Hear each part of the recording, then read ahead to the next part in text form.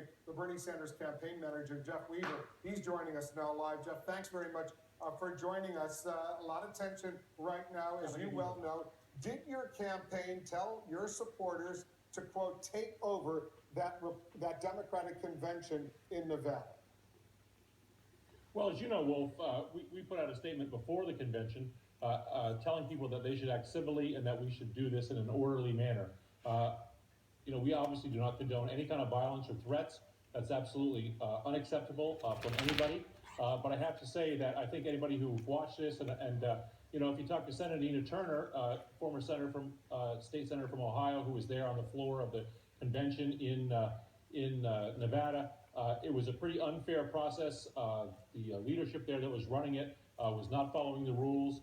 They were overruling voice votes on the floor to get the result they wanted, and it was a pretty, I think, unfair spectacle.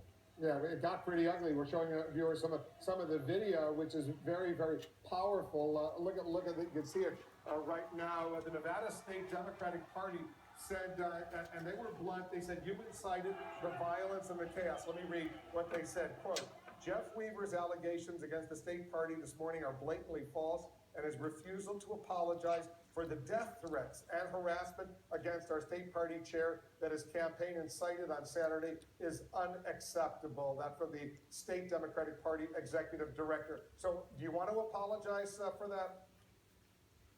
Look, as Senator Sanders said, these claims that our campaign is sort of fomenting violence in some way are absolute nonsense.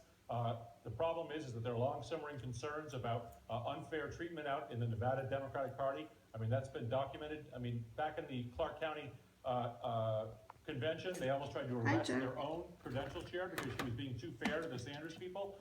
It's been an unfair process out there. Obviously, we do not condone any kind of violence or threats.